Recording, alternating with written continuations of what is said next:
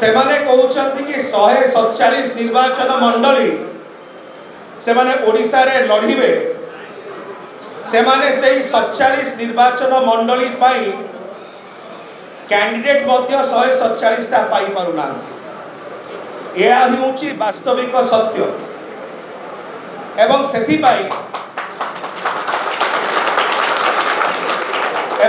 पाई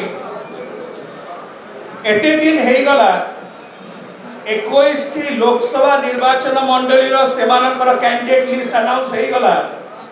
किंतु अभी पर्यंत ओडिसा रो भारतीय जनता पार्टी गोटिए मध्य विधानसभा कैंडिडेट रो ना अनाउंस करि पारि नै घोषणा करि पारि नै एटाई होतो ओडिसा रो भारतीय जनता पार्टी जेहेतु ए ओडिसा रो भारतीय जनता पार्टी रो पाखरे 147 निर्वाचन मंडली पाई कैंडिडेट भी नाहंती सेतिबाई से माने ए प्रकार व्यक्ति मानो को नेकरी कैंडिडेट करूचंती किंबा करिया को चाहुचंती जो माने जन विरोधी कार्य रे लिप्त किंबा आपराधिक कार्य रे लिप्त रहितिबार यथेष्ट नजीर रहिछि एई होछि वास्तविकता ओडिसा भारतीय जनता पार्टी रो गोटाई जिंस स्पष्ट हो जाइछि जे जेउ दल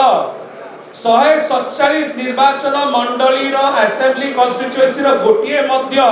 कैंडिडेट एते दिन रे डिक्लेयर करि पारनांती किंतु 21 लोकसभा डिक्लेयर करि पारुचंती ताकर स्थिति ताकर भावना एवं ताकर असहायता संपूर्ण भाव में परिप्रकाश होछि एटा ओडिसा वासी को सामने स्पष्ट हो जाइछि ओडिसा वासी भला रे जानिचंती धन्यवाद।